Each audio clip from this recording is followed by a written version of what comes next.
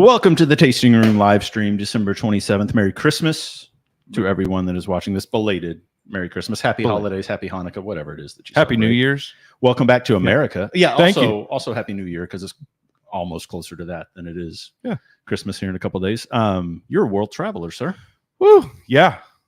We have a lot to get am. into, and we're going to save that for the back half of this podcast. We have a couple special guests that we're about to bring on, but quickly, where were you and why did you go? So Lisa and I went to Paris, and we stayed in Paris, which is a kind of a unique trip for us because normally we bounce around. If we go to Europe, we'll go to Paris, then Munich, then wherever, and then fly back. Yeah. But this time we were only in Paris for about 12 days. Okay. Which was super cool. And we went because it was our baby moon. The baby moon. Yeah. That's what I said last week when I had Mike Collier on, the chief meteorologist at KJRH. In the intro, I said you're on your baby moon. And then, like, for half the interview, I was in my mind thinking, is that the right terminology? Yeah. I think that's the right term. Yeah. Or the baby last two moon. raw. The last, right. Before life changes forever. Forever. Right? Yeah. Yeah. You know, what I should have done is hooked you up with our guest, who I'm going to bring on right now. Because when you talk about France, you talk about wine. True. And when you talk about wine, you talk about Flanagan Wines and Riley Rose. Eric Flanagan, Riley Flanagan. Thank you for coming on the live stream and the podcast. How are you guys? We're great. Hi, good. How are you, John? I'm doing great. Where would you have told Austin and Lisa to go? Like one place in Paris. What's your favorite place in Paris that they should have went to? The river dinner that we did. So Riley's talking about Alain Ducasse, who had his flagship restaurant at the Plaza Athénée for many years. Kit, my wife, and I went there when we got engaged, which was exciting. Oh, wow. He closed that restaurant. He's now operating a Michelin-starred Ducasse sur Seine. So you get on the riverboat, and every seat on the boat has a fantastic view. If you're facing in, they have a full mirror, like the whole inside of the boat's a mirror, so everybody can see out. And they do world-class food with a tremendous wine list, and it's just a stunningly beautiful way.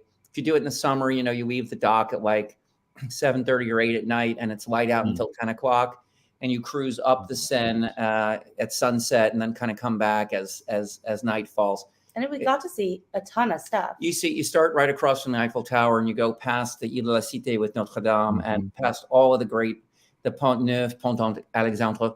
You go past every kind of famous site along the Seine in Paris, and it's a really kind of a special, very high end version of what the Bateau Mouche, which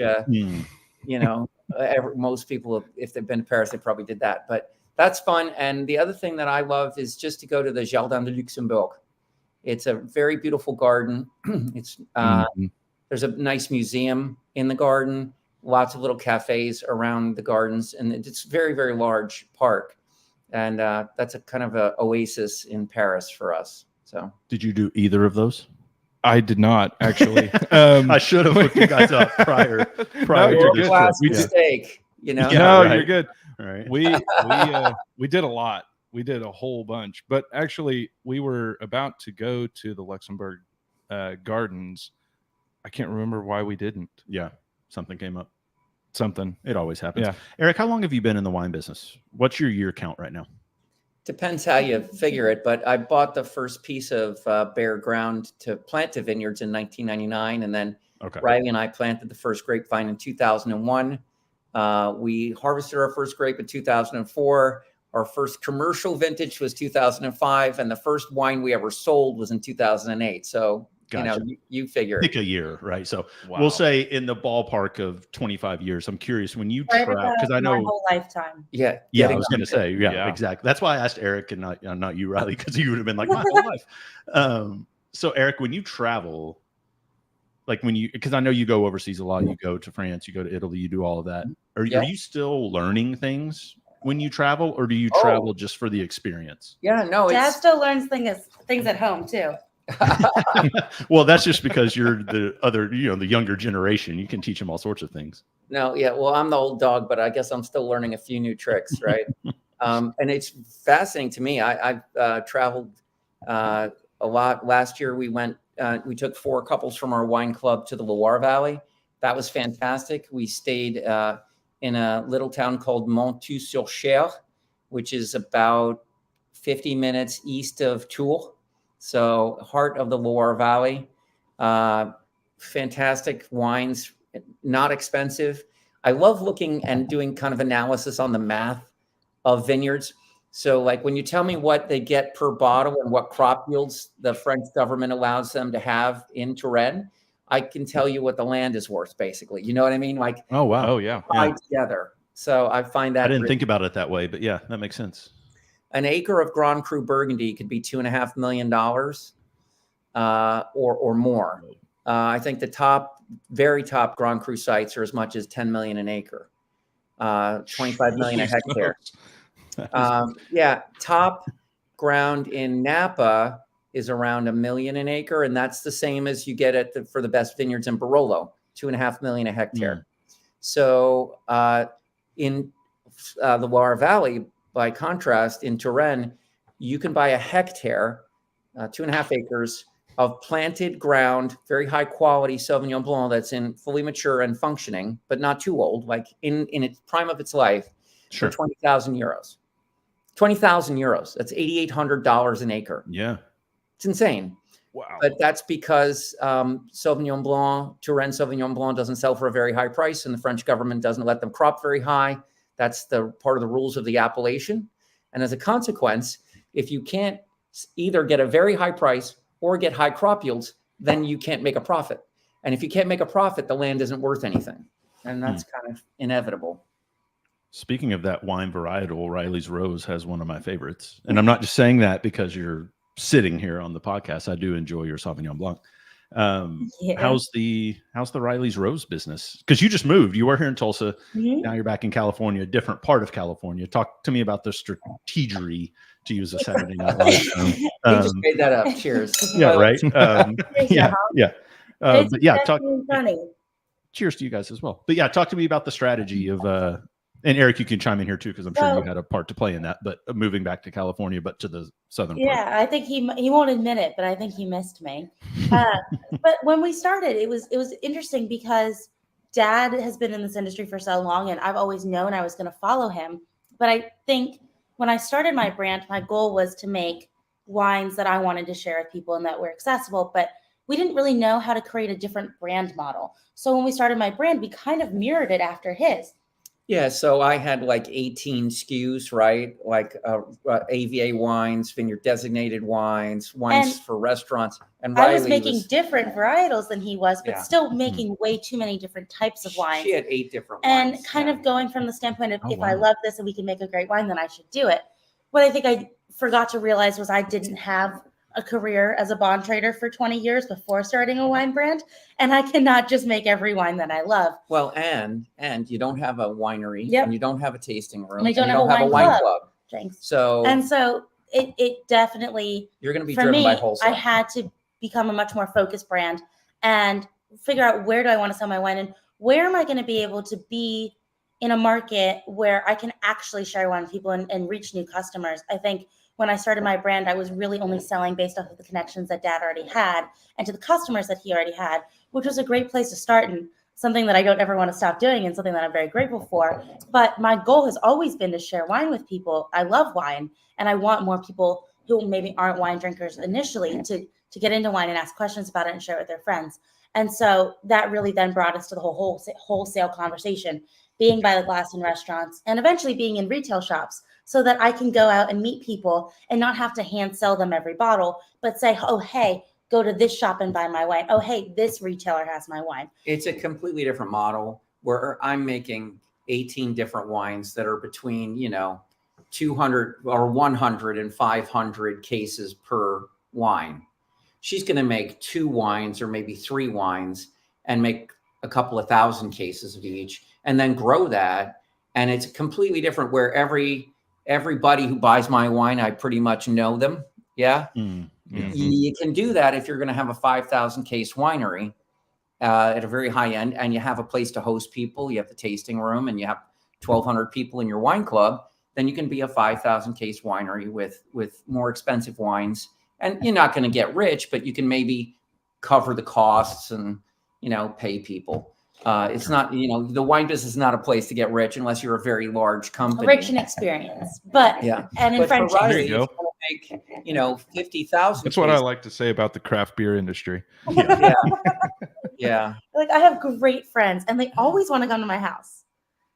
People are always happy when you show up because you have wine. Yeah. You always got. They're like, "Ooh, you brought wine." I think, especially being in Tulsa and experiencing how open people were to me as a vintner, really helped my confidence. Really got me ready and in a place where I felt comfortable being like, okay, I want to be a real brand, and I want to be my own brand. I want to do my own thing, and I definitely needed to get my sea legs and figure out how to work in all the different facets of the industry. And so that was super helpful. We don't have enough of a presence in Southern California. I think a big part of growing my brand was being closer to the winery, making sure that I'm much more hands-on in expanding my production and making sure that my final blends are exactly what I want them to be and that they align with the wines that I love. And so definitely being able to be at the winery more often. Now I'm only an hour-long flight away and it's not connecting. So I don't have to worry about Tulsa thunderstorms derailing my blending sessions in the 7 hours. Tornadoes, thunderstorms, random winds. It does take a long time to get to and from Tulsa. From here. And also just being in Southern California, having the access to that market, I think is also really important. And a market we haven't really tapped into. There are 27 million people between Santa Barbara and San Diego. It's basically like a medium-sized European country. Like the truth is, if we got sufficiently focused in California, we could sell most of our or all of our wine here. Yep, you can't say that because my Tulsa friends are going to get real mad at me if I tell them I'm not coming back. We didn't sell any. And while we're on the topic of Tulsa, I do want to say that we can't be thankful enough or express enough gratitude to the people of Tulsa for the way they kind of really took Riley in. It was just remarkable. We just have always felt a great sense of community there, and we have so many friends there. But when Riley moved there, it kind of went next level, and the way everybody just kind of responded to her and took care of her was just awesome. Not that she needs taking care of. Oh no, 100%. I am not a fully functioning independent adult. She's not changing a tire. I can't change a tire. You're getting there though. Or even put air in the tire. Let's just say. I did try once. I know, but then you let the air out instead of putting more AAA asked me to stop calling, so thank God I had so many friends. I've never known AAA to say, "Hey, we're going to screen your calls. Please, I had them please tow stop." my car 6 miles because the check engine light came on, and it turns out that it was just the battery needed to be replaced, which is not a towable offense. They also don't like it if you call just because the tire pressure is low. They're like, drive to a gas station and fill the tire with air. Yes. And then when I tried to fill my tire and I drained the entire thing, that didn't go over that well. You have to know how to fill a tire. This leads to one of my little funny jokes I like to tell people. When people say, like, what's the difference? You know, I grew up in New Jersey. Now we live in California. We spent a lot of time in Tulsa. And what's remarkable to me is that despite the fact that we all watch the same TV shows, we're all still so different. So different parts of the country really do have a different vibe, right? 100%. So, you know, that's why I love to travel. Yeah. Well, and I do this little riff, like, if you're in New Jersey and you lose your job, they're like, what are you, an idiot? You got 3 kids. You lost your job. You're a screw up. Like, you never do anything right. I can't even believe I'm friends with you because you're a disaster, right? And then they make some phone calls. They call you back. They go, look, I got you an interview for 4 o'clock on Tuesday. Do not screw this up. I lied for you. I told them you were not an idiot and that you were marginally competent. Don't embarrass me. Right. In California, if I lost my job, they would be like, Eric, you know that our friendship is sacred. You are so special to me, and I care about you so much. However, I am like knee deep in season 5 of Naked and Afraid right now, and I do not have the emotional bandwidth to deal with your job situation. So, like, why don't you pursue your own thing? And if you don't have something by Valentine's Day, ping my PA and we'll have lunch. It's literally, so California people, they act super nice. There are exceptions, of course, but that's like the cultural vibe, right? Act super nice, not do so much. Whereas in New Jersey, they're rude, but help you. Like I said to Riley, if you get a flat in California, don't bother to call anybody. They'll just tell you to call AAA. And you'd be like, well, they're like 4 hours out. They're like, well, you know, send some emails or something. You're fine. You would probably say that to me. I would come get you. Send some emails or something. But you might as well send emails while you're waiting, but I would come get you. But like I always said to Riley, in Tulsa, if she had a flat tire, there's 15 people she could call who'd be there in 10 of course. minutes.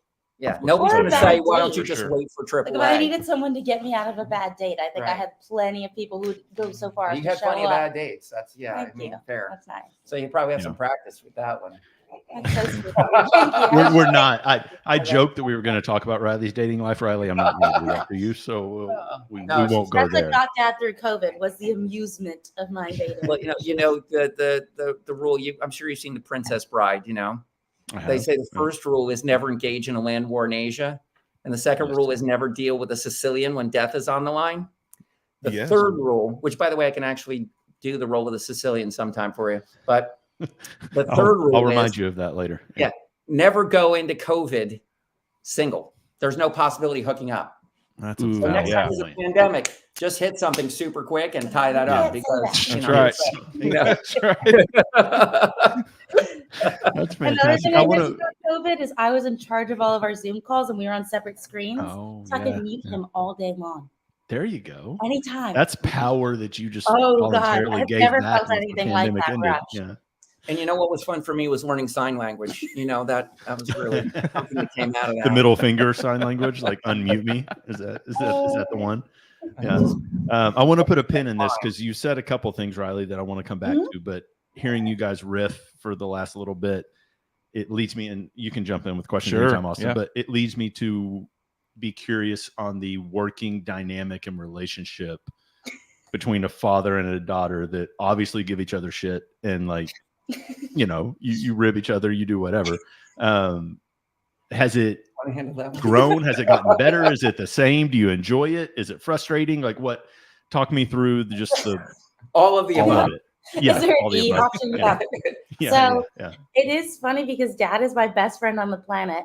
And he is the person that I love and respect most in this world. Sorry to everybody else in our family, but it is funny because I think we do clash a lot, especially as I am kind of gaining more confidence in my own role, in my own industry, in my own business. Like we have definitely transitioned where at first I was completely reliant on you to set up any events and connecting with any email and really just trying to learn everything that I could. And now we definitely, we squabble a little bit more. I think I've looked at our average phone call is probably like an hour and 15 minutes. Average? That's awesome. Like, there's certainly some of them that go that long. I would say certainly not the median call because we have a lot of shorter calls. Yeah, but we probably spend at least 2 hours a day on the phone. And sometimes I looked like one day we spent 5.5 hours on the phone because we'll just sit on the phone and work, like and send emails independently, and we'll hang up and call each other back. And often people will forget I'm there, but it's like you're in the office, quote unquote, when you're in different places, right? You just leave the phone or on, even when we're home, or when you're home. You've been here, John. You know the cottage is like 100 feet from away. the house. So. Yeah. So is that Riley's office? Are you officing in the cottage? Is that? Yeah, I live when you're up there. Calling you from the cottage. Yeah, gotcha. I think the one story that kind of captures our working dynamic perfectly is I was putting in an order for him, and I had to send an email asking a question to a customer. I think I was just asking something about their order and like if they wanted to join the club, and there was a specific way that he wanted it worded. So he dictated the email to me, and then I sent the email to him, and I CC'd him. I sent it to the customer. He responded, perfect email. Next day, exact same situation with a different customer comes up, but exact same scenario. And he goes, yeah, this happened yesterday. Just take care of it. Absolutely. Send the exact same email with a different name and a different greeting that he had dictated the day before, and CC him on it. And he responds, oh, well, this is a little wordy. It could be a little bit more to the point. I'm very self-critical, to be honest. You had time to sleep on it and think about it. Yeah, I'm always trying to improve what I'm doing, but that's a funny story because I told her what to do and then I gave her shit for not doing it better. And it's like, what the heck? This is right. your words. Yeah. Kobayashi. What are you guys drinking, by the way? You're drinking wine, but what are you drinking? Viognier, don't tell Kit. No, she told me I could open it and just give the rest of it to her later. It's a 2021 Viognier. It's my wife's favorite. It's from a little. Did you see how much of your wine I have behind me? I do. Yeah. You were here not long ago. You either need to get a few more friends, John, or invite them over a little more often. I think that's the play for you. You know, what it's I mean? the latter. It's not the former. I'm right. friended out at the moment. Yeah, my friend list is full at the moment, but you do know most of the people in Tulsa. Accepting applications. He's like the Summit. They're closed for new membership. Here's my problem, and it's not. Well, there's a lot of problems. I'm not going to go there, but here's the problem with me and wine. It's that I open a bottle. So this is why I like bourbon. It keeps forever. Well, that, and I can open it. I can pour an ounce, right? Mm-hmm. Put the lid back on. The ounce is good. I get to taste it and sip it and do whatever. But I mean, those bottle of wines are pretty big, you know? And so like, I know it'll like, I have like a vacuum thing or whatever. And you don't even need that. I mean, honestly, just drink the whole bottle. Well, first of all, we're experiencing a lack of commitment from you, which is, you know, something to work on your end. You know, you could do that's one of my blind spots. Yeah. One of my blind spots, apparently. And this came up to go back to the kind of the COVID era, like when we were sending 4 bottles of wine for each of our Zoom call tastings. There was sometimes one person on the Zoom link with 4 bottles of wine. They're like, I can't drink 4 bottles tonight. We're like, well, you don't have to. The truth is, if you had a glass out of 4 different bottles and you corked them all and stuck the wines in the fridge, the white wines and the red wines, not just the white wines, they'll keep for days. So you can have 1 bottle a day minus the glass you already drank for 4 days, and they'll keep in the fridge.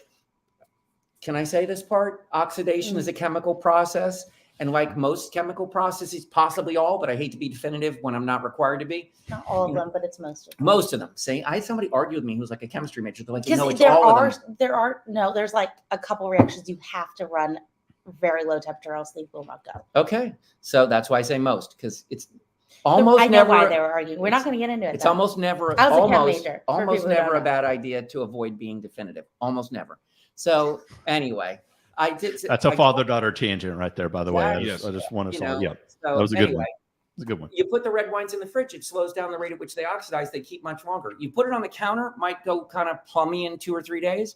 You put it in the fridge. I've had bottles of Pinot Noir with this much left in them that I left in the fridge. If it's like 34, 35 degrees, nothing really happens in there, or not much. And I've had to keep a week, 7, 8 days. So. Okay, well, that's good to know, because for long enough and it spends too much time, or sangria. Yeah, put it in a blender. Always, triple sec, frozen fruit, make a frozen. That's true. Yeah, so I had actually an experience at an airport on my trip just recently.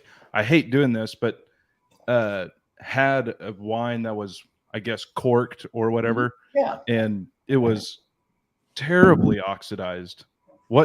How long do you think that sat behind the bar undrank?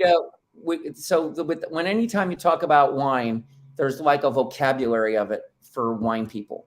So when you say corked, what that specifically means to a wine person, a sommelier or a winemaker, is that the cork had a taint in it. In other words, when they cleaned the cork, they didn't get the chloride out of it. And it literally had a chemical reaction with the wine in the bottle, and it made it smell like wet newspaper. Yeah, like wet cardboard. It smells stinky. And that's a corked bottle. Now, if you had a bottle where the cork dried out, maybe the wine leaked, maybe it was sitting straight up instead of on its side, and so the cork didn't stay wet, and then the cork dried out and leaked, and oxygen got in there, that would be an oxidized bottle. Right. And that would be a corked bottle. If you're at an airport, what probably happened is that they just opened it. They let it sit out on the counter for a week. Was it a by the glass wine, or did you order a whole bottle?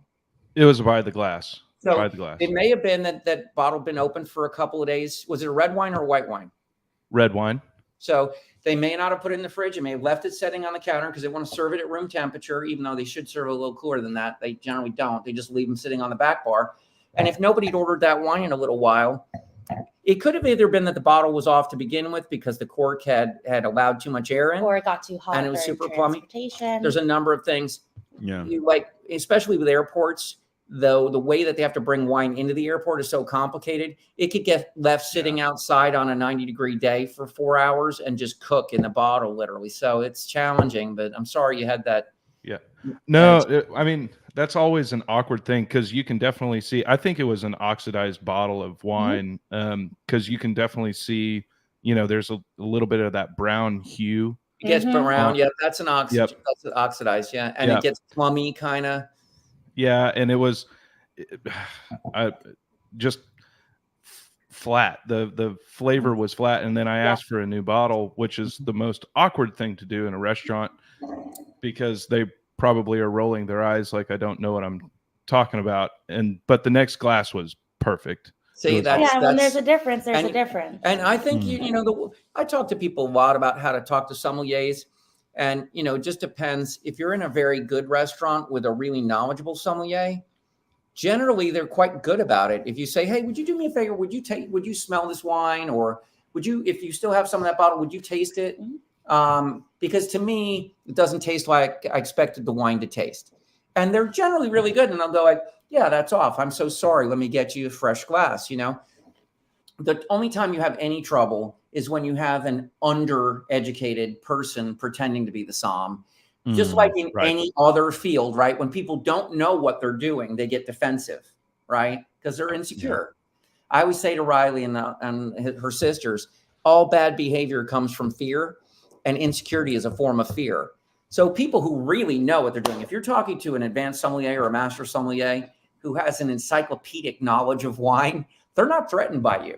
And if you say, "Hey, this doesn't taste like what I thought," they can try it and say, "Well, that's what this wine is supposed to taste like. I'm sorry you don't like it. Can I get you something else?" Or they can say, "Hey, you're right. Great call. Good nose. And this one's off. Let me get you a fresh one." And so knowledgeable people are always, to me, great to work with. And I try to explain that. I did a class during COVID, funny enough. Morgan Stanley had hired a class of young associates, and none of them had ever taken a client out to a dinner, like a business dinner. So they had me come on and talk to them. And because I ran a hedge fund, so I was a big client of Morgan Stanley back in the day, and also have the wine side. So I kind of understand what a client dinner is like, since I've been on like 500 of them. And I was the client. You might know a thing or two. Yeah, I've been there and done that. And then also I have the wine thing. So I said to him, look, when you go into a restaurant, don't pretend to know things you don't know, right? That's the first thing that gets you in trouble, right? If you don't have to know anything about wine to have success at the dinner. If you ask your customer, if you're entertaining a client, you say, "Hey, do you enjoy wine?" And they say, yeah, I love wine. Well, do you like white wine, red wine? Do you like to start with white wine, have red wine later? What do you think? They're like, "Well, I don't know. Why don't we get an appetizer and have a bottle of white wine? And then maybe like later, depending if we get steak or whatever, we'll have some red wine." Cool. So now you know kind of which direction. You say to the client, "Do you have a favorite kind of wine?" And you say, "Well, I love California. I love Sonoma Coast Pinot. That's my favorite." Well, okay. That's a pretty clear direction, right? So then what you meant to do is wave the sommelier over and kind of, I would say, give them a bracket of price points, right? You point to a $60 Chardonnay and an $80 Chardonnay and say, "Hey, we wanted to start with something white. I was thinking about like something like this or like this." And you can say it doesn't have to be a Chardonnay. We're going to have like raw oysters for our appetizer. He goes, "I got an Albarino that just came in. It's not expensive. I think it's fantastic. You're going to love it. Can I bring that?" And you go, "Yes." And then they bring it. The customer thinks you're a genius. You're utilizing your resources. You're asking your customer questions. You're asking the sommelier questions. You're letting the person who's the expert in the topic make suggestions. You're following, and you're communicating really well with everybody. You look like a genius. If you walk into the restaurant and you panic because you don't want to ask any questions because you're afraid of looking stupid, and you order like, no offense, but like La Crema or something that you get for $12.99 at the grocery store, because that's the only one you call out any winery labels or anything. Oh, am I not supposed to do that? Is that illegal? No, you're good. You're good. Oh, you're good. No. Yeah. So anyway, it's fine. It's just a grocery store wine. But like if you twitch and just order the thing that you recognize, you're going to disappoint your customer. And you've wasted the resource of the sommelier, and you kind of got to fail. And because the chances are you going there to dine didn't go through the however many months or years of studying it took to become a sommelier. So like, why not? And more particularly than that, even John, if I went into a restaurant where I know just as much as the sommelier does about wine, he still knows or she still knows more about their wine list than I do. They put it together. Oh, sure. Right? Yeah. So they're the expert on their list. That's one of the kind of unfair things about the somm exam is they have a hypothetically infinite list they could ask you about. If you were running an actual restaurant, you'd have a finite list and you'd have assembled it. So you'd know everything about it. Sure. Yeah. Well, and that's, you just said a really great point for people, that don't know how to order wine off of a menu, or beer for that matter. That sommelier, that experience for them to give you a great suggestion that they're happy about is why they have that job. Sure. They want to do that. Yeah. They want to be that resource. Take advantage of that. Yeah. And by the way, I do the same thing with the menu. I'm going to ask the server, he likes to ask questions. What's the special? What do you really love? What's your favorite fish on the menu? He'd be like, oh, we just got in the Bodega Bay halibut. It's super fresh. It's fantastic. Halibut in Bodega? Right out 40 minutes from here. Yeah. It's amazing. So I always ask questions, and like the fancy restaurants love to do this. They love to put menu, like list things, ingredients that they have to have at least one thing in each dish that you don't know what it is. Sure. They do. Like they want you to not know. Yeah. And it's like, oh, ramps. Well, that's like a pickled fern or something, right? How many things at Sushi by Scratch the other night did you not know? Things we had no idea what he was talking about, literally. There are 17 different ingredients in every small piece of fish. And you're like, how could you possibly fit all that stuff on that one little piece of fish? But you weren't? It was a good experience. No, I was still in San Diego for that. I ended up, I went to sushi the next night at one of our favorite sushi places on the planet. Soichi. Oh, I saw that. Yeah. I saw super that great spot in San Diego. It was one of my best friend's birthdays. And so we went there. It's an amazing restaurant. They're great friends of ours, and they have some of the best sushi in the world. And it's the most relaxed environment. It's like a 14-seat restaurant. There's like one table for 4 and 10 seats at the sushi bar or something. Cool. Maybe it's 16 seats. And the chefs are super talented and really engaging. So you do have to share one glass out of every bottle you buy with the sushi chefs. So which is part of what makes it so fun and exciting. They are. I respect that. They're having a good time. They're really having a good time. Yeah, that 6 a.m. flight the next day was not fun. Yeah, I slammed my hand in the door. It was the flight was fine, I'm sure. The alarm to get up to go to the airport for said flight was the part. Yeah, I could still taste the wine for sure. Yeah. Oh man. Eric, one question, and then I want to jump back to Riley for a second about what we were talking about earlier. With what you're saying about the sommelier and how you ask questions, do you treat maitre d's the same way at hotels when you travel? Do you utilize them for their knowledge of like the cities, or do you kind of know already? Sorry, you mean a concierge? It's a maitre d' in the restaurant. Yeah, the concierge. Oh, I'm sorry. Yeah. Sorry, concierge. Yep, you're right. You're right. Similar vibe. But yes. Although I tend to also ask friends who I think have been someplace or done something. Hotel concierges can really be helpful, and they can get you reservations that you couldn't otherwise get for yourself. But I also, I think that they tend to kind of maybe fall into a little bit of a routine and recommend the same 5 places to everybody. So I do utilize concierges, but I would also check with friends who've been there and get some inside scoop from them before I head there. I think we should check with concierges more, because there are some that are a big part of our business is that, we work locally. With local locally. hotels, and they have some great they do refer people to us. That they refer us to the wine. It is a maitre d'. Why did I say that? It's in the restaurant, but what is it? Who decides if you get into the basically back in the day, you'd go up to the maitre d' at a fancy restaurant. You didn't have a reservation. You had a hot date. You screwed up and didn't make a reservation. You slipped the guy $50, and all of a sudden you get the window table.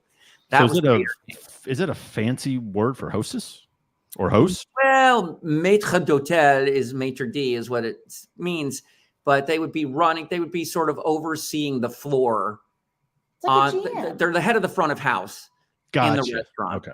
Okay. And so they decide who sits where, who gets seated when. If you're friends with the maitre d', you can show up, at 10 o'clock at night, and they're going to seat you. I'm not sure we have many of those in Tulsa, Oklahoma. So we're not that fancy. I don't think you have any maitre d's. We have general managers. That is true. I think maybe Darren needs to get a maitre d'. Do you think somebody to stand at the front door? That would set Doc apart. Excuse me. Do you have a reservation? And they're like, no. It's like, I'm sorry, it's 2 hours. The one place that I think actually did or does have one is Bull in the Alley. That makes sense. Yeah. That's a great spot. Is his name Scott? But that's their sommelier as well. So we wear multiple hats in Oklahoma. Yeah, apparently. yeah. You Yeah, guys, And I could be wrong on that, but Yeah. you guys I do think have a they're- lot of great restaurants in Tulsa. You really do. There is a is good funny. food scene here. Yeah. It is funny being back in California after living in Tulsa for 2 years. Are you hungry when you leave dinner? Oh, I think the reason everyone in California is so skinny is because you can't afford to eat. Oh, yeah. Food's so expensive. A Caesar salad before you add chicken is $20, so we share it. Good Lord. Dude, no, it's a toughie. we went to a pizza joint. We got one large pizza, which is not that large. It's not like an enormous pizza, but it's bigger than the small, which is tiny. So there's one small, one large, and a Caesar salad. Like no chicken on this, just chopped romaine and some dressing, pretty much, right? It was $100. It was $100. It was delicious. Nice. It was $100. I realized it was actually my I hope fault. it was great. I didn't efficiently add the toppings. My artichoke hearts were $4 for my we did a lot of pizza. She always adds avocado to make a new. You gotta add. That's my item. thing.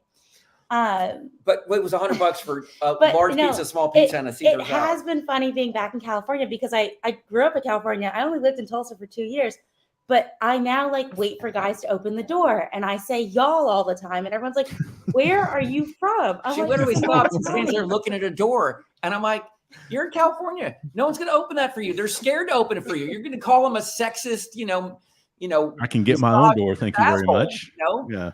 Yeah. Open. Who's assuming you're a man and I'm a man and she's a woman? Like, you can't even assume that in California. There's no way of knowing. So true.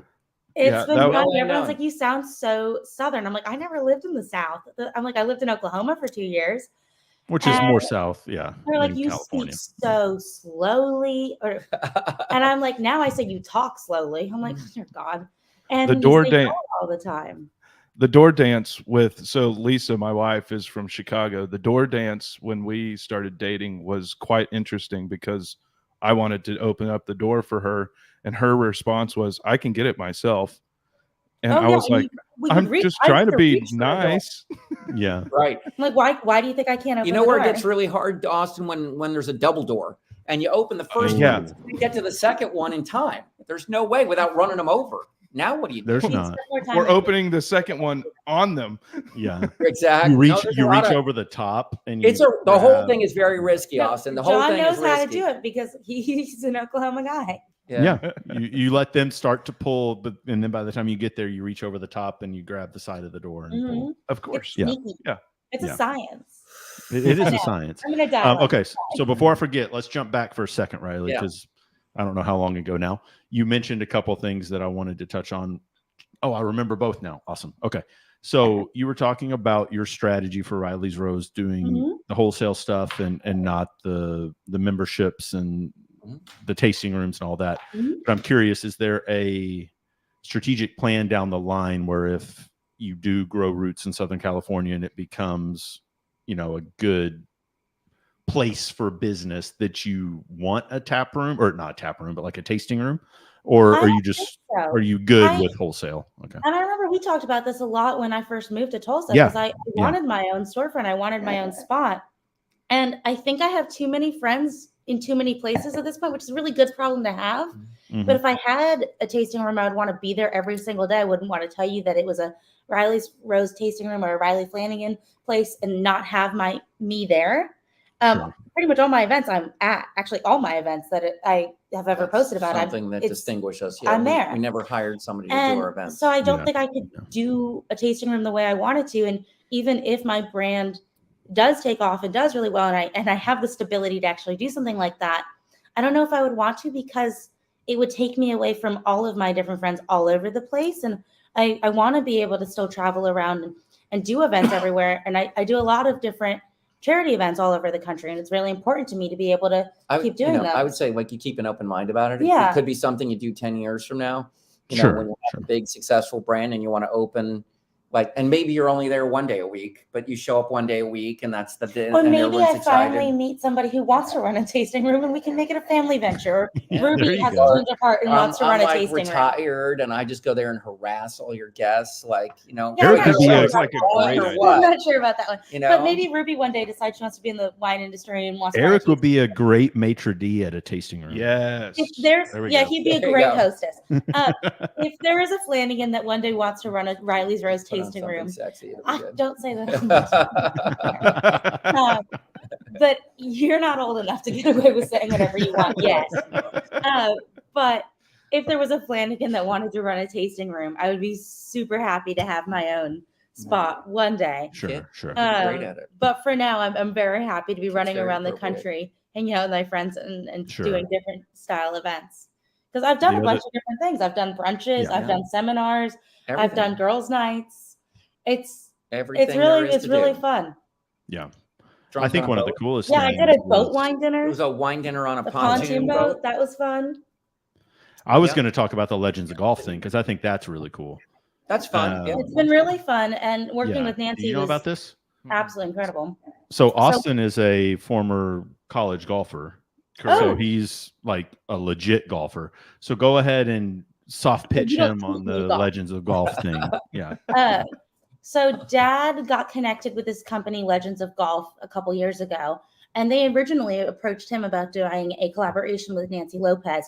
Their whole thing is that they take a famous golfer and a winery from their country, and they collaborate and make a wine, and they sell it in duty-free stores internationally. So some examples, like Jose Mari Olazabal does a Rioja, and Constantino Roca does a Chianti, and like that. So they find Bernard Langer is doing a Riesling.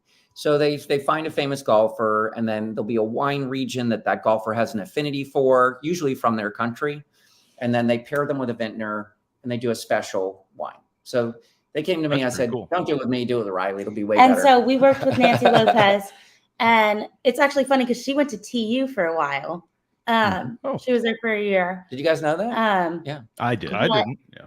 Yeah, she was a Tulsa University student for a minute, but she came out here and she gave me a golf lesson. I like to think I gave her a little bit of a wine lesson. You did. Or at least a drinking lesson. A vineyard lesson, a barrel hall lesson. And so we went through the vineyards. We went through the barrel hall. We barrel sampled a couple things. We just plain old drank wine together for a while and went through the different nuances of why she likes what she liked. And we found that we actually have not similar styles, but there were like some overlap in our palates.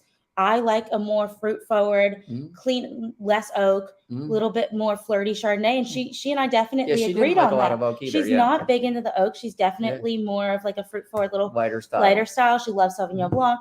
And the two of them were freaking hilarious. We had so much fun together. We almost crashed a golf cart, which I'm like, Nancy, you're supposed to be a professional here. My favorite. She walks when she plays, though. Yeah, well, there was 3 days. That's why she's still in such good shape. They shot 3 days of video of Riley and Nancy, and they were just so charming together. But one of the really fun things was they started Riley about 6 feet from the hole, and they wanted her to putt the ball into the hole. Well, after about 20 attempts, none of which were really legitimately close. I cartwheeled a lot too. They moved it to about 4 feet, right? And from 4 feet, Riley also consistently missed by a fairly good margin. But on like the 40th try from 4 feet, she sank the putt finally. And I want you to know that the celebration between Riley and Nancy in that moment was as real as could be. Like I'm sure. The whole video, everyone's like, "Oh, thank God!" And they're like, "Well, it's been 4 hours at that point, so it's great." They're like, "Did you get it? Did you made the putt? Get it?" Yeah. Right? Yes, we got it. Like, oh my God! Because we're not going to get another one. Right? Yeah. I golf for the vibe. I love. That was your one There shot. you go. Yeah. No dates at putt, I assume. Well, when you were little, we did a lot of putt-putt when she's growing and up. when I was in high school, we went to the mini golf place. They don't love me there. I thought did, you were actually banned from. I hit a ball into the freeway. That's pretty intense to be banned from a putt-putt golf course. Wait, did you just say you hit a ball into the freeway? I don't know why somebody would build a mini golf place right next to a freeway. That feels. How hard did you swing? I was not in the best mood at the time. A little bit too hard. As it turns out, I can hit the ball hard. Not when I'm trying to, but I don't think I'll ever go on a date at a mini golf place. The driving again. range was a whole experience, honestly. Well, Nancy kept telling me to hold the golf club like a baseball bat, and I was like, Nancy, how many baseball bats do you think I've held? Right? Yeah. That's fair. All right, let me ask you one more question, Riley, and then Eric, I have one for you, and then we'll let you guys go because it's been 45 minutes, and I know you got things to do. It's only 6:45 where you're at. And Eric, you can chime in on this question too because it's kind of for both of you. But Riley, you mentioned that you started with, was it 8 different varietals of wine, and then pared it down. How do you, and Eric, I don't know how you chose to make the wine that you made, but like, or that you sell now, but how did you pare that down, Riley? And what goes into that decision making? Is it strictly business or when I initially chose my wines, it was because of stuff that Dad didn't make that were wines that I loved. So Sauvignon Blanc, light, easy, really fun. Semillon, Rosé, which we got in a whole fight about, which is a story for another time. Red blend, which is a Syrah, Merlot, Cab blend, which you don't do. You did a couple times, but haven't in years. Right. And then when it came to really figuring out what wines I was going to focus on, it was about looking at the plan for my brand, and I want to be able feedback from the market. Absolutely, like distributors said, the Sauvignon Blanc is money. We can sell that, and if even people respond to the rosé, and really it's scalable. Well. But that's what I was going to say is I want to build my brand, but I don't want to compromise my price point or the quality of my wine. So if I'm going to make 1,000 cases, or if I'm going to make 10,000 cases, I want it to still be the same wine, which maybe seems a little naive, but with the Sauvignon Blanc, we can do. Dad owns that site. This is a time that nepotism does come into play, and I'm very grateful for that, because while he doesn't give me a deal on the fruit, he still charges me full price. He would, I think, if I came to him and said, I want to make more, he would find a way to make sure that I had access to We have enough Sauvignon Blanc vineyards that she could make 10,000 cases of Sauvignon Blanc. It would taste exactly like the 1,000 cases of Sauvignon Blanc she made 2 years ago, or the 1,400 she made last year. So let me ask you this, Eric, why you just said that. Hold on, before I forget. So you have that many Sauvignon Blanc vines and grapes and acres, but you don't make Sauvignon Blanc. So why do you? There's a lot of demand for that grape variety, and so it's financially reasonable. You make money farming Sauvignon Blanc right now. And I think the majority of the fruit that you farm, you don't make into wine. We sell a lot of fruit from the different vineyards that we own. Okay, and then we buy a little fruit from vineyards we don't own. So that's kind of that happens a lot here in Sonoma County and the whole North Coast. I buy a little bit of grapes from Kent Ritchie and from the Bacigalupi family and from the original ranch where Riley and I planted the first vine. We buy Syrah from there. And then we sell a bunch of fruit to other neighbors, and that's very normal because we all want to make a bunch of different wines, and we don't all grow every different grape variety or have each different kind of site that we'd like to display. So for me, the answer, for my answer to your question, how do you decide what wines to make? For me, it was always driven by how do I make something unique and distinctive that I love? So I never started from like a marketing thing. And this is the difference. So I'm going to have a 5,000 case brand that'll never make any money. And I make 18 different wines. And I love all the wines I make. And I'm sourcing great fruit from the top vineyard sites for that grape variety. So they're all amazing, but it's all super expensive to do. And I don't make any money, but that's that. Riley can do a really, really good job making really delicious wines at a better price point, is more accessible to people, and is more reproducible. Like if I have 20 acres of Sauvignon Blanc, that'd do 160 tons of Sauvignon Blanc. And that's enough to make, 10,000 cases of SB. So no problem. And it'll be exactly the same as the 1,400 cases she made last year. So her idea is to maintain her quality and keep the integrity of her wine consistent, and also protect the price point so it's still an accessible wine for people. I'm not thinking about that. I'm making amazing wines and charging like what I think a fair price for them is. And we could get into a 2-hour discussion about how to price wine, which we've talked about before. That's next time. Yep. It has something to do with what the grapes cost and everything else costs, and something to do with what people are willing to pay for it because of the quality of the wine. So it's a balance between cost and quality and marketing and your client list. If you have no clients, you can't sell wine. It doesn't matter how good it is. So there's a lot of different factors that go into it. But that's true in any business. If you don't have clients, you can't sell whatever it is that you're making. But you get people that buy a new vineyard in Napa and they want $700 a bottle for their Cabernet that no one ever heard of before. And they get like a famous consulting winemaker. And I'm like, why do I care about your $700 bottle of wine? There's 400 people like you making a $700 bottle of wine, and they kind of pretty much all taste the same. So I don't really care. I'm much more interested in people who are really engaged and finding great sources like the Viognier. That's a great example. That's one we're drinking.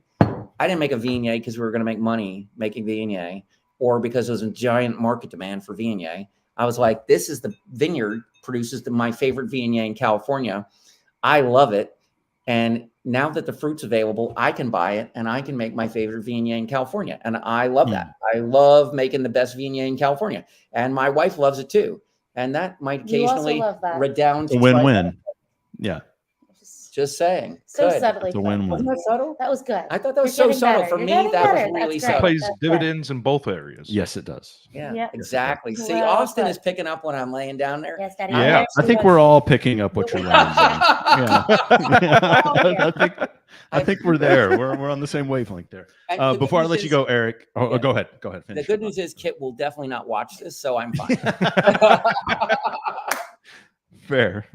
I was going to have you explain what T-shirt you're wearing. Go ahead. Go ahead and show everyone the T-shirt. Good friend, John. Larry's Dead Uncle. All right. What is Larry's Dead Uncle? Well, I think you said it best, John. I think it's a dialogue that transformed mindless fear into thoughtful courage, and that's a quote from you. Is it? That's a quote from John. I may Debatable, have paid him to say that, but yeah, I may have paid him to say it. He's paraphrasing.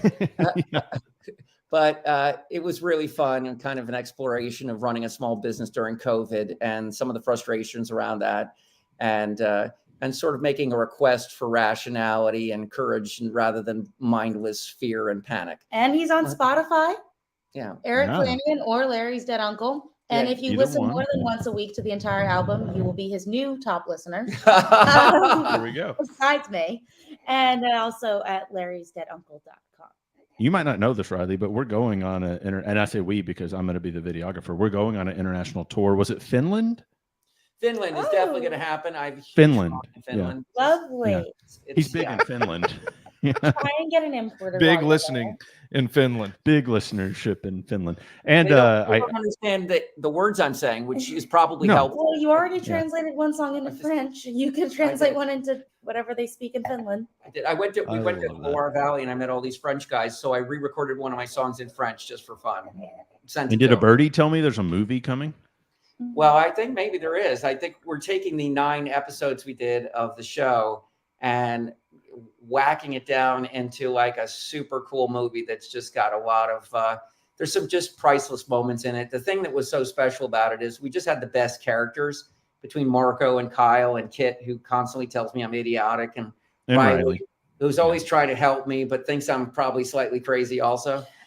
It's a really funny cast of characters, and I do in the movie we joke about it that we created a whole new genre of recording movies with no scripts. Because honestly, if you're asking people to remember lines and say things they wouldn't say as themselves, it's going to come across kind of fake. There's nothing fake about this. It's completely real, and it's all actual conversations, and it's freaking hilarious. Okay, and they can find that out for themselves. Another level. Yeah. So yeah, that's fantastic. All right, I'm gonna let you guys go. It's almost dinner time. Riley, give me your socials, your website, and then Eric, I'm gonna ask you the same. Thanks for coming on, guys. Oh, thanks for having us. Instagram is just Riley Flanagan or Riley's Rose, and website is rileysrose.com. So we make it easy. Okay.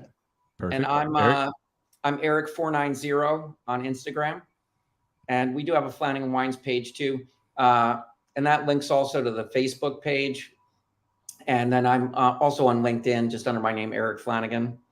So, and then what? FlanaganWines.com, right? FlanaganWines.com is our website. 100%. Perfect. Well, I appreciate you guys doing this. Hopefully I will see your faces again soon. I don't know when that will be, but you can always come to San Diego. I think we were in Tulsa 2 weeks ago, so I think it's on you to come out here this time.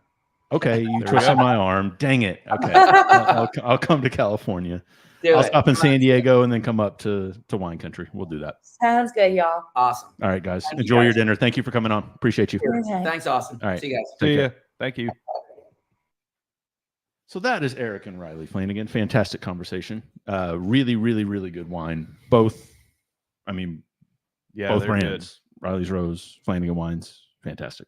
Yeah. Can we take these out now? Yeah, we can take that out. That was hurting my ear. Yeah. And I don't know if it's just because I had one in. I think it's I don't know what was going on right there. Yeah. But it was like hurting the cartilage in my ear. I think it's because when you don't have both sides hurting, maybe you're more you feel it more. Yeah. All right, so let's talk. Random segue. Let's talk about your trip. Oh goodness, what do you want to know? Why were you? So you told me there was a story. Yeah, and why you were basically stopped from coming back to the country.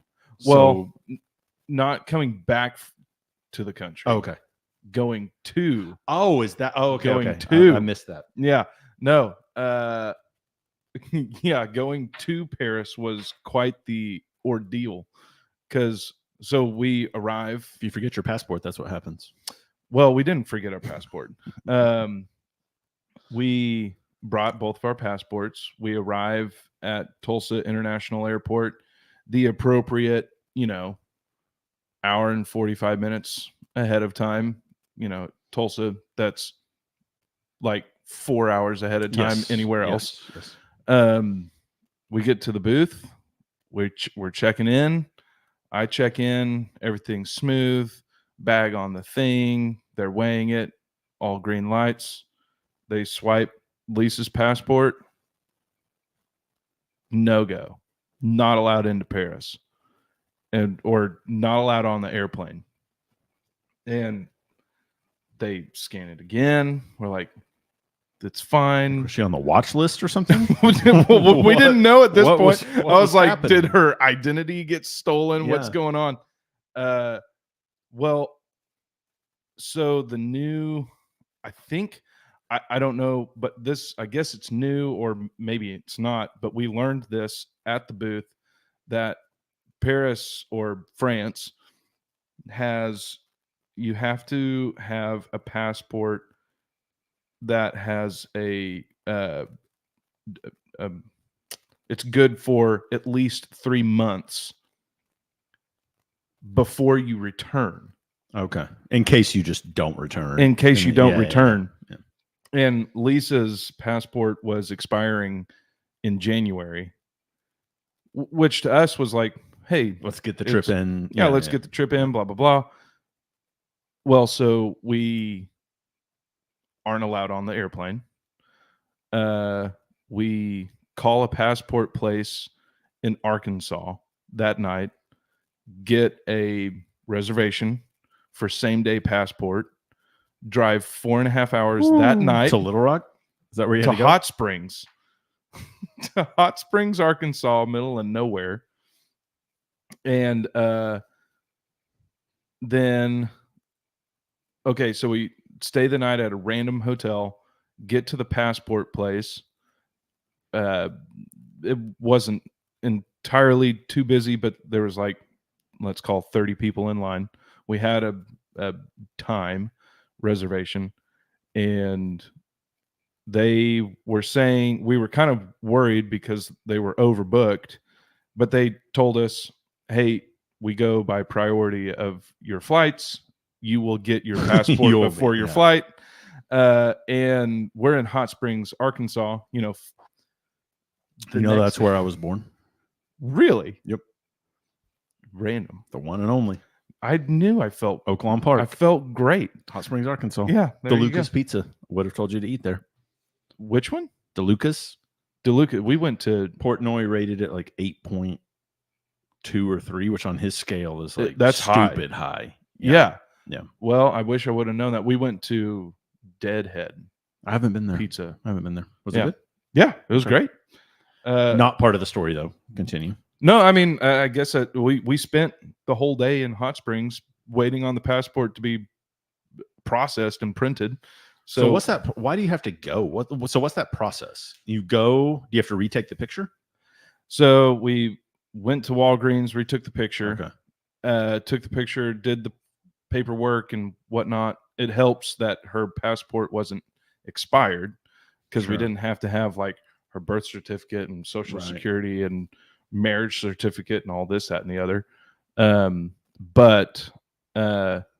So we did all the paperwork properly.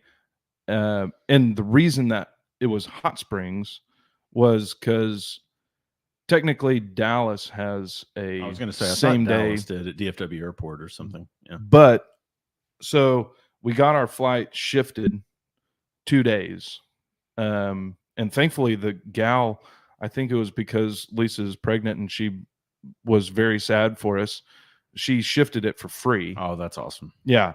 So our trip literally shifted 2 days. Then you had to go and change hotel reservations and change. I mean, we didn't have to change. We kept our hotel reservation in Paris and then just added 2 days to it. We lost the 2 days, but Dallas, why we didn't go to Dallas was because Dallas didn't have actual reservations. It was first come, first serve. Gotcha. And we needed a passport that day. Yeah. So we went to Hot Springs passport office. Did you connect out of Dallas? No. Okay. No, we flew out of Tulsa and connected in Atlanta. Gotcha. Which, if you can avoid Atlanta. Yeah, I usually connect. So the times I've gone overseas that direction, I've either connected Dallas and then Dallas direct, or Boston, Tulsa to Dallas to Boston to wherever I was going. Yeah, I would suggest anything but Atlanta. Like connect to Dallas, connect to Chicago, connect to New York, connect to Boston. If you can avoid Atlanta, do it at all costs. Hartsfield International Airport. Yeah. Because we flew back through Atlanta. That 13th Colony Rye whiskey is from the Atlanta area. It's just outside of Atlanta. That's a great whiskey. Nothing to do with what you're talking about, but I just caught it out of the corner of my eye. So going there was about the problem. 48-hour process. But we did it. It was actually less stressful than the story is, other than we had to drive 4.5 hours at night, wait nervously while the passport was getting printed. So you went the night before, stayed the night, got up early, went. Yeah. And then drove home, stayed the night, got on the flight the next morning, and voila, we were in Paris. Voila. Voila. How was that flight? To Paris? Yeah. Great. Back was great too. It was too long. So what was it, about 10 hours ish? 9.5. Yeah. Almost 10 hours in the air. That's a long time in the air. It's a long time. And it was Did you splurge for business class? No. That'll be later. Okay. Yeah. When you have a kid and you're paying for 3. Right. Yeah. Well, that'll be when we're paying for just 2 and the kid can be in your lap. Gotcha. Yeah. That'll be the business class. I've heard, and not to squirrel us off, but I'm doing a lot of planning for 2024. And one of the things, I'm doing some financial planning and goal setting and that sort of stuff. One of the things I've heard and I'm adopting now, any flight over 4 hours, pay for business class. Or whatever that equivalent of business class is, depending on what you fly. I can tell you this. It definitely could have been worth it for the flight back. Yeah. Because you're tired and you're going against the wind. And it's an extra 2 hours. Yeah. It's awful. Oh, so it was only 7 and change to get over there? 7 and change to get over. That's not as bad as I thought it would be. Yeah. It was like 7.5. Direct into Paris from Atlanta? Direct. Yep. Coming back was 9.5. Yeah, that's rough. And we were on a 777 old school, not the Airbus. So you didn't get the extended leg room or anything like that? Oh, it was. I'm still suffering. I saw that stretch just a minute ago. Yeah. How are you jet lag wise? Right now, I'm doing okay. I mean, so what's your body telling you right now? Are you supposed to be in bed? Oh yeah, where it would be. Well, not what it would be there, but to your did your body ever adjust? Yeah. Oh, in Paris? Yeah. In Paris it adjusts. Usually you get over jet lag if you do it right within a couple of days. Okay. So you're still hitting it then. But your body doesn't necessarily truly get over jet lag, like the one-way jet lag, like in 14 days. 14 days? Something like that. You just feel a little tired, a little off. I mean, you feel fine, like normal after a couple of days. But to really get into the circadian rhythm is, I think, somewhere right around that 14-day, 17-day range. So then you're coming back before the 14 days, so your body is just all screwed up. Yeah. So, but no, right now I'm doing okay because we got our in bed at 1 a.m. So yeah, I'm surprised I'm functioning normal. Me too. Yeah. Good job. Yeah. So give me a highlight, a low light, something you would recommend, and something you would not recommend from your trip. Okay. Highlight would be we got to go to the Musée d'Orsay. We went to quite a few museums. So the Musée d'Orsay is the Impressionist. So I was making sure we were live. Yeah, Sorry. no, Continue. no, you're good. Yeah. That's let's see. So that would be the Impressionist Museum, which is both Lisa and I's favorite art. But they had a Van Gogh exhibit. Oh, And it was the first of its kind.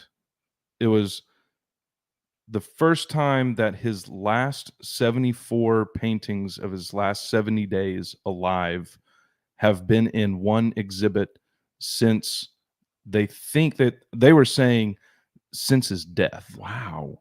Was he the one that went a little crazy? Yeah, he shot himself. Yeah. In the But chest. his paintings went crazy too, right? Like he got real like weird. Oh, yeah. With his paintings the last like few years of his life. Correct. So that would be a cool exhibit to see. It was awesome. That sounds very dark of me to say. No, I don't no. mean it that way. But Well, like you can definitely watch like the progression of like, yeah, well, the progression is mental instability. Well, like, he checked himself in. Yeah. But you can definitely see he has like super happy days and then super dark days, super happy days, super dark days. And then they have it's Dolly. Never mind. They have his they had his book behind me. Oh. They had his obviously last painting there, which he painted on the same day he shot himself. What was that painting? Do you remember? It was of some trees and roots, and okay. I have a picture of it.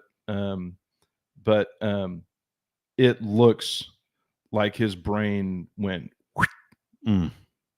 because everything else has like continuity. That's crazy, dude. Because if you think about that, that's a timestamp. It was almost of someone who hours later took his own life. Right. It was like everything That's else insane. had a continuity to it, like incredible beauty and this, that, and the other. And then that one was like, did not make sense. You could stand in the corner. Was it darker? Like, did you get a vibe from it that it was just like off? Psychotic. Okay.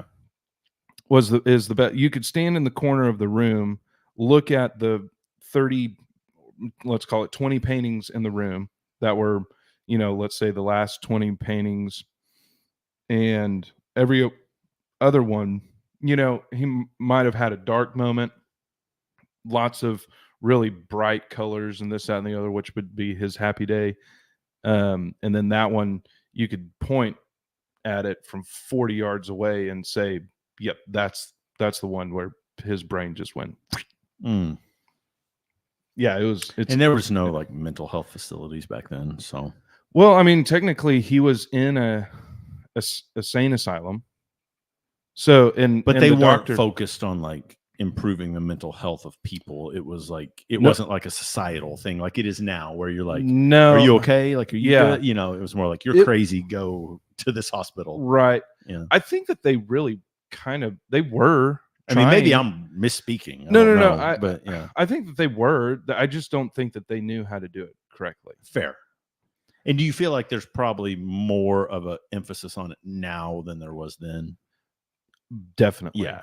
Yeah. Well, and honestly, like psychology and psychiatry and this, that, and the other didn't really come into cultural normal language to be able to say like, oh, I'm seeing a psychiatrist or whatever since COVID. True. When was Which is interesting. Do you remember the year of his last painting off the top of your head? Oh goodness.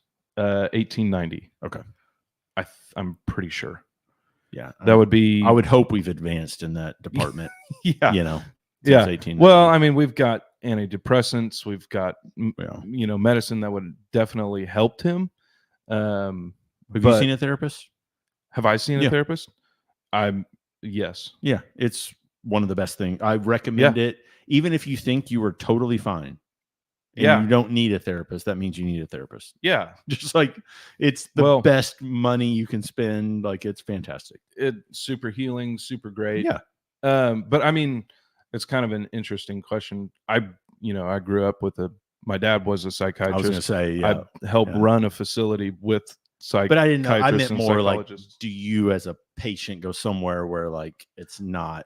I would definitely go to a different office. Not that I couldn't go to our office. Sure, but that would be weird. It might be a little weird. Yeah, I'm your technical, not boss, but like kind of boss. Yeah, I don't think that would be fine. They'd be like, "Oh, you're totally fine, Austin. Yeah, nothing to work on." So, and I would be like, "That's totally not right." I can tell you that's not I'm right. too weird of a person for you to say that too. Okay, so that's highlight. What's the low light? What was something that disappointed you? Maybe a restaurant you thought would be better, a dish, a view, a drink, something. Like sure. Yeah. Oh, we did the trip pretty right. I know that's kind of arrogant to say. No, it's not. Something that I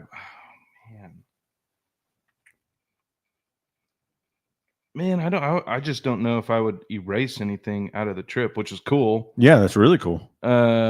Just make sure your passport's not going to expire within 3 months. Right. I would probably erase that part of it. Cool. But did that shift allow you to do anything or hit a reservation or something? It that you did wouldn't actually. Have? Yeah. Because we got to spend Christmas in Paris.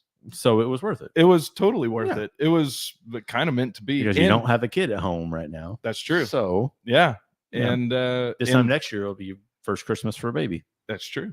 Yeah. So, God, that's crazy to think about. Oh, that is really weird. It's not weird, but it is crazy. I mean, it's kind of not weird, but yeah. Surreal. Surreal. There we go.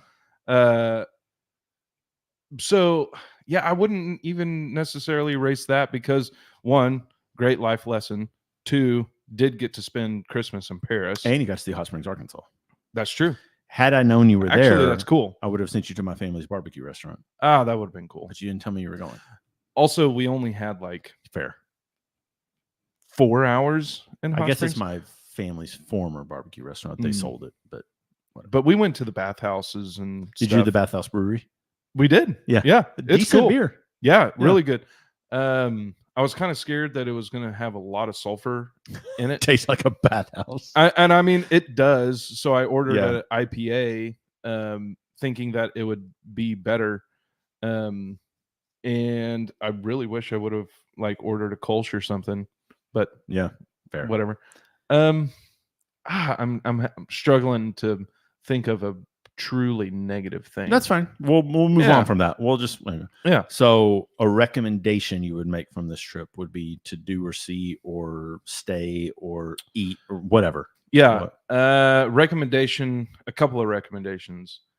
If you're going to Paris and you're staying for an entire week or 2 weeks just in Paris, find yourself a really good hotel close to a main train station. So, and I would actually recommend Gare de Lyon, the train station that we stayed at or close by. One, it's really close to a really cool hip neighborhood that no tourists go to. Parisians would probably hate me for recommending that. But 2, that train station is perfect to go into town. You can get to almost anything in 30 minutes. And then it's a perfect train station to align yourself with to do a day trip. So if you wanted to go to a chateau or Bordeaux or something outside of Paris, it's the train station that you would take everything. Do they do underground or overground? It's metro. Okay. Every above, under. Thinking bus. Are there views? If you're going out of town? Oh, all the trains out of town have views. Okay. Those are above ground. All the metro in Paris is underground, like subways and yeah. So that would be like, align yourself to think about, like, don't pick a hotel that's right next to the Eiffel Tower. Yeah, why would you do that? One, you're gonna overpay. Well, and here's my travel style, which is different from yours because you stay Sure. in a hotel. I do Airbnbs or VRBOs or whatever because I want to embed myself in a neighborhood. So now, like, my ears perked when you said that about that neighborhood. Yeah. Because now if I go to Paris, I will try to find an Airbnb or VRBO or something in that neighborhood. Yeah. And just become a local. Like, Yeah. I don't want the touristy, even if I've never been to Paris, which I haven't. I don't want, like, yes, I will go to the Eiffel Tower and see it and be like, oh, that's cool. Yeah. But like, and I would recommend that too. Yeah. Normally, Lisa and I would get an Airbnb. Yeah. She's pregnant. We wanted fair, a very predictable, yes, comfortable bed. No stress. No. We wanted a pool so that she could, you know, if she was sore and she swam. What if you would have had the baby? That would have been 2 months early. So that would have been wild. But I guess they would have had dual citizenship. How cool would that have been? That would have been cool. You should go back. That would have been cool. So that would be in mind. So normally we would do an Airbnb. Yeah.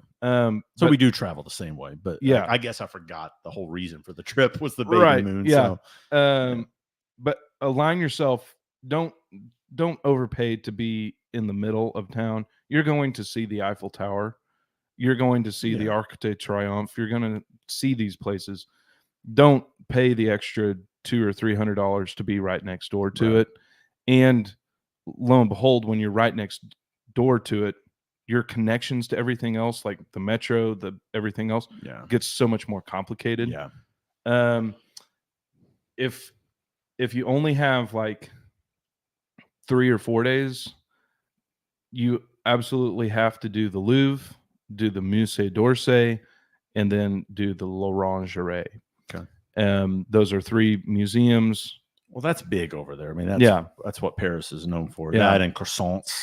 Croissant, like, yeah. Was that the best croissant you've ever had in your life? Every single one that I had was the best one that I ever had. Like, it was. I'm so jealous. It was so I love good. A good croissant. Yeah, it was in pain chocolat. Oh yeah, the chocolate croissant. Yeah, chocolate. I mean, come on. Had those every single morning. Cappuccino or some lattes. A cafe. Cafe a lot. Yeah, it was awesome. I need to get over there. You do need to get. You would fit really well in I Paris. was just. You would fit very. I was well listening to you while you were talking, but I was also thinking, God, this is such a like. I'm self-deprecating myself with this statement. I was thinking, like, I have clothes that would fit in Paris. You would like, fit I was very thinking well. that, like, I could do this. You and, could like, do not have to, like, what you're wearing right now would fit very well in Paris. And I have a coat hanging in there that's like a perfect Paris coat. Mm-hmm. Like, totally need to do that. So, did you try to go see a Paris Saint-Germain football match while you were there? Or? No. I mean, I'm sure Lisa wouldn't want to go pregnant. No. Did the thought cross your mind? Not even a little bit. No. I mean, she's too much into art. So we hit I didn't even think about that. That makes perfect sense why you did all the museums. Yeah. Because she's an artist. So she knew all the names of even the small ones. And so we hit up everything. One of the more surprising museums that we hit up, which was super cool, 2 of them, was the Rodin Museum, which was super, super unique. So Rodin, which you might not know that name, but he's I feel like I've heard of it, but I don't. You probably have actually seen his statues. Okay. So he's a help me out here. A sculptor. Okay. My brain is. I don't know if you're saying at like sculptures of him or he made. He makes sculptures. Sorry, my brain is firing at half speed. You're okay. It's 2 a.m. your time. Yeah. On your body. But he's deemed the best sculptor since Michelangelo. Oh shit. But his museum is the hotel that he bought in life, and then everything inside of it is he donated the hotel or his house to the state and set it up and donated all of his personal art to the state and set it up before he died. Wow. So it's literally curated by him, and it's all his stuff, and the artwork in it he owned. That's cool. So that was one of the cooler like surprise moments. Yeah, that's really cool. And obviously Lisa was like, well, we need to go to the Rodin Museum. And I was like, who's Rodin? And she's like, well, have you ever seen the statue, The Thinker? So that would be one. Have. Yeah. Yep. That's Did you him. see that in person? Yeah. That's Yeah. cool. But that statue's like that meme is everywhere. It's everywhere. Yeah. It's the most known statue on Did Earth. it tell you who who was that? I don't Did it know. tell you that? Like no. Okay. No, it Like didn't. who the person was that was the person, the thinker. You know, no. He usually sculpted his friends, which would make sense. Mhm. But and the thinker is actually a part of a larger sculpture that he worked on for 31 years. Oh, damn. It's like the what is it called? Shoot, the gates to hell, or Oh, I've heard of that. Or what? Something. Yes. Yeah, yeah. but a lot of his statues or sculptures are that we know of are incorporated into those Interesting. doors. Bigger pieces. Yeah. Mhm. And that piece he worked on his whole entire life up until the day he died. Literally the day he died, he was working on it. That's dedication. Yeah. And that's the final sculpture is in the D'Orsay, Musée d'Orsay. Gotcha. And the thinker is in the Musée d'Orsay. Oh, is it? Okay.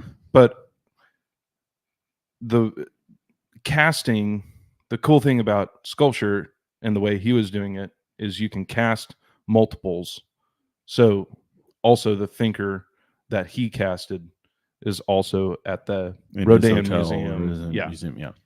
So, yeah, that's a little tidbit. I love it. Yeah.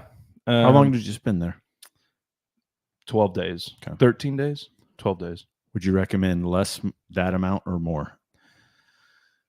I mean, man, you could honestly live in Paris. Assuming money's not an option. 12 days was, so for Lisa and I, we have a high stamina for a lot of information in museums. If you're not into museums, you're going to have a good and very fun time. Yeah, 4 days to a week. If you love museums, you could spend 3 weeks to 4 weeks in Paris. Because so the Pompidou Museum, which is the post-impressionism, so 1920s and on. So the oldest painting in there is that would be Picasso. Oh yeah, that's or pretty old. The Bauhaus movements, the still STIJLH still movement. I don't speak German. I'm with you. But like that era, like we spent 5 hours in that museum, and there's 2 floors, and we only spent time in 1 floor. Jesus. And that's not a museum that people would normally go to, but a lot of art in there they have seen either in books or magazines or this, that, and the other. Like Andy Warhol is in there, which is, that's cool. Painter that slashed paint up slashed the paint everywhere. Yeah. So, you could, if you're not into art, I wouldn't recommend Paris. But no, because there's not enough. It's romantic. Croissants. I mean, it's romantic. Yeah, I mean, spend your nights in cafes and brasseries and all that. Which that was interesting. So the brasserie or brasserie, which is what we all see in the movies, the cafe. Moulin Rouge, or yeah. no? Moulin Rouge is That's more of like a nightclub. Right? Nightclub. Okay. Yeah.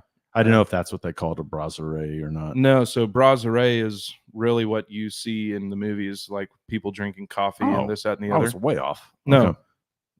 But so the word brasserie is brewery.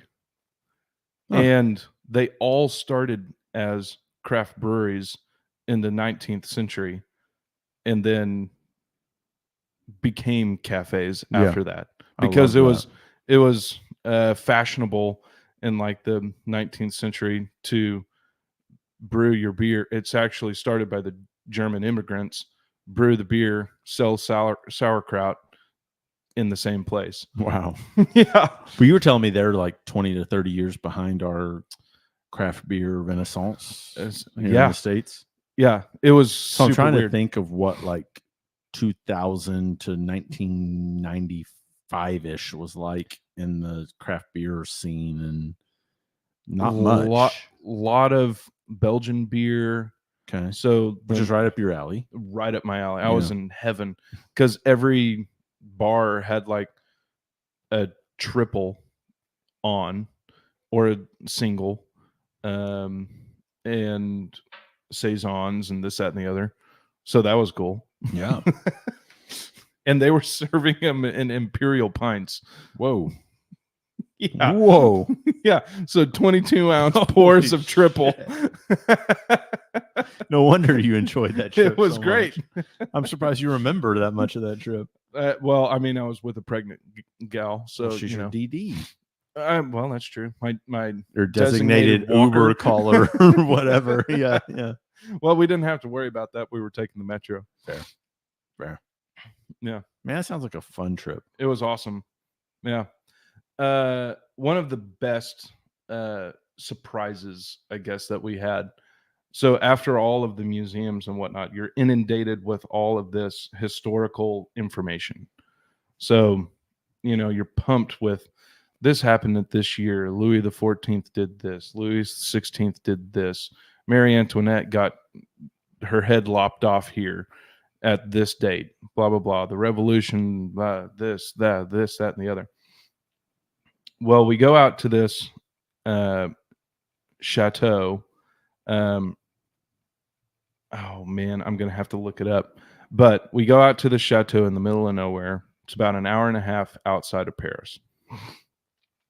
And for the locals, I would basically say for the locals, because not every American is going to be flying to Christmas for the chateau. Also true. Yeah. They decorated the chateau, which was the chateau that the Versailles was built around. Ooh. So it's incredibly huge and beautiful. Yeah. Just out in the middle of nowhere. But they decorated the inside all in Christmas. That's cool. And it was not about the history. Obviously, if you went there during the summer or whatnot, it would be about the history. But this time, nothing historical. It was just about Christmas. And all the fireplaces that you see in like all these old palaces and castles that you don't think that don't work, they were all lit. They work. Wow. Yeah. And so they had it all being lit. A chimney sweep in that part of the world is good business. Yeah.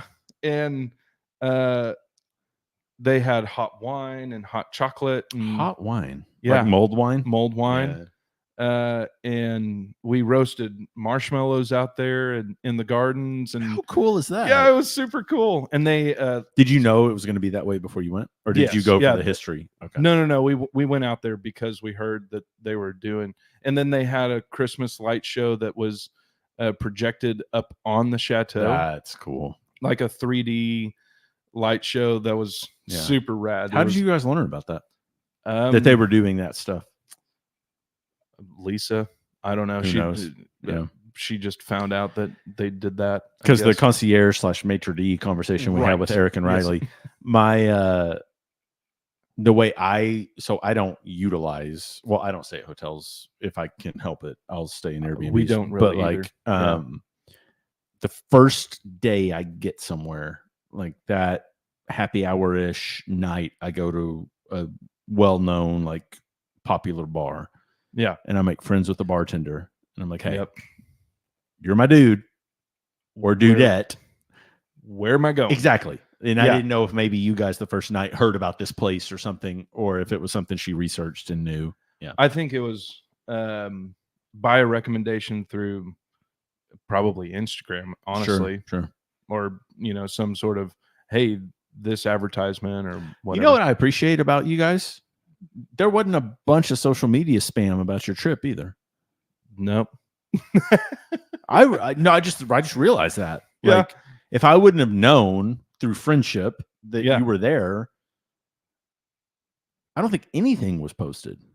I don't think there was. I mean, you don't post to your own account, so I know you didn't do it. But I don't think anything was posted to her account either that you were out of the country. And maybe that was for safety reasons to let people know that your house wasn't maybe vacant, or I don't know. But like, I think that's kind of a choice of ours when we're on. We just don't. We're so inundated with social media and whatnot. I respect that during our life. So 100%. Yeah. You'll probably see more photos of it now. Should. Well, that was the point. It's like I didn't even see like half of this stuff that we're talking about. Yeah. Should we start to wrap? We've been 90 minutes now. Yeah. It's been there. Shout out to Prudence, by the way. Yeah. She got a little antsy. She did.